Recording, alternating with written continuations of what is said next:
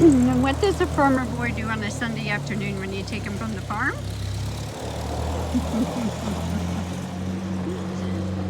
Oh my goodness.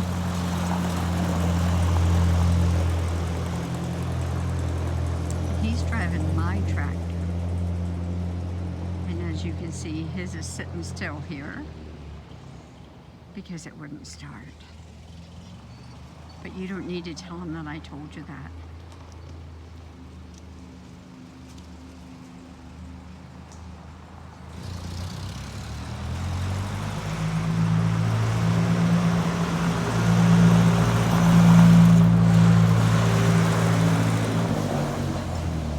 There goes the little Ford.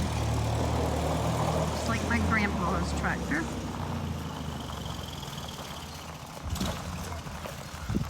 So, Ken, tell me, why are you driving the little Ford instead of the John Deere? Because my John Deere let me down. Confession's good for the soul. When my old John Deere let me down, turned my smile into a frown. I had it made up to be a clown, but my old John Deere let me down. You know, dealing with the disappointments of life and the interruptions of life and the things that happen to let us down, that's a real deal every day of our life. It really is. You've got to learn just to, when the old John Deere won't start, it's got a little bit of a starter problem. It doesn't stay engaged long enough in the flywheel to turn the engine over. It would just stay in there a couple seconds longer, it would start. We'll get that fixed. That's no big deal. But it's just one of the interruptions of life. And I've been talking to you about the interruptions of life. And there's lots of interruptions in life. They're really thank God for the old red belly here. You know, I made my first dime. It was actually a quarter, driving one of these old red bellies. When we were, obviously why they call them a red belly. This is a Jubilee model of the Ford model. This actually is not my tractor. This is my wife Charlotte's tractor. And she's pretty happy with it. She's taking the video, so I'm doing the driving. We actually are a pair of old age clowns. We have a pair of tractors. We're starting a tractor square dance group right here in our front yard. The only ones that have joined it right now are her and I. Well, we're determined we're going to have a good time in our old age. We're having fun. Anyway, you know, when something goes wrong in your life today and your tractor won't start, okay, or your own personal motor won't start, you know, don't throw it all to the wind and give up, please. You know, there's lots of interruptions in life.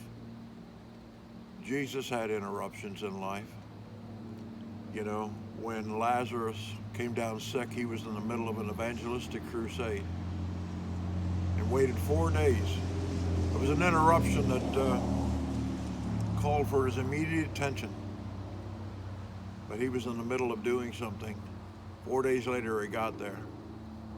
But he turned that interruption into a marvelous miracle and said to a decaying, stinking body that had been dead for 4 days, Lazarus, come forth.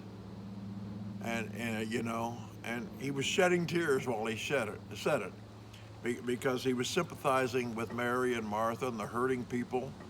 I think he was always also touched by their unbelief, because he was the power over resurrection and the power over death, and he saw their heart break. They were disappointed in him, that he had been late.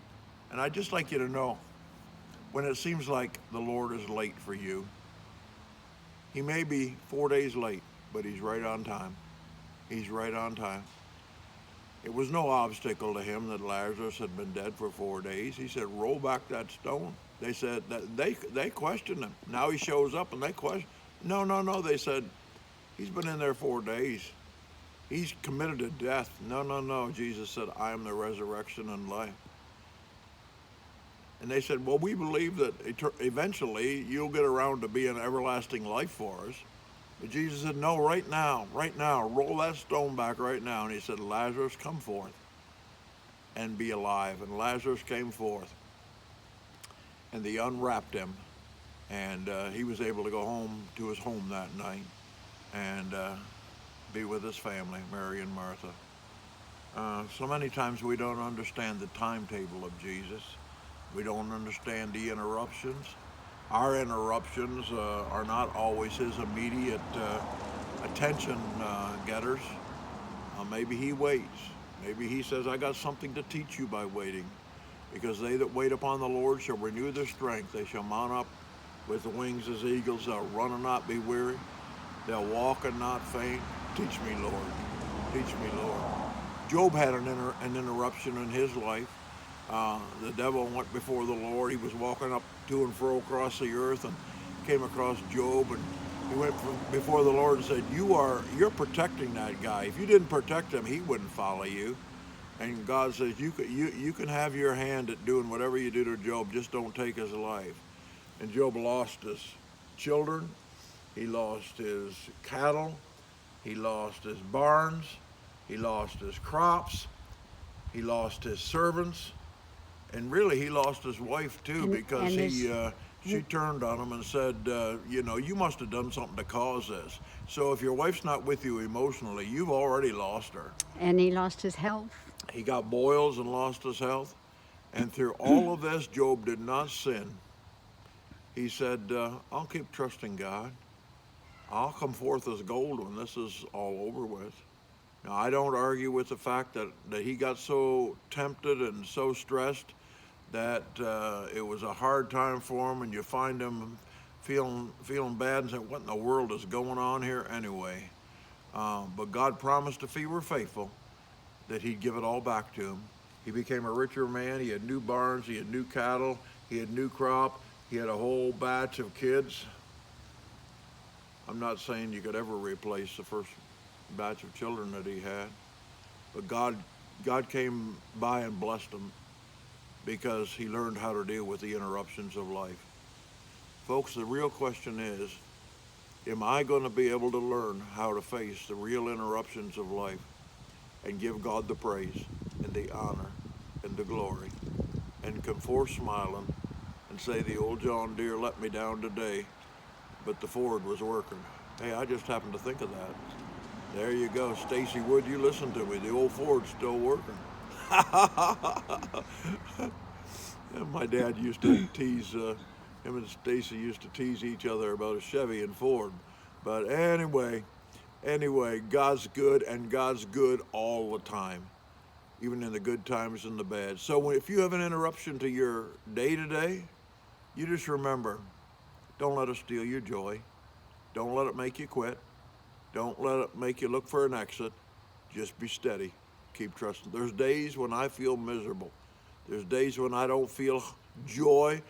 Sometimes happiness is way overrated. Sometimes you just got to buckle down and follow the Lord by faith, and stay steady. So I encourage you to do that. I really encourage you to do that. Follow him by faith. He'll bless you. And I pray for you today that you'll experience the blessing of the Lord. PK signing off here. Have a great day. And remember, when your old John Deere doesn't start, just get off and walk away and find something else to play with. Something else that will start. Something else that'll run. Okay? So, hey, I think I'll just fire the old Ford up now and go for it. Is it running so quiet I can't hear it?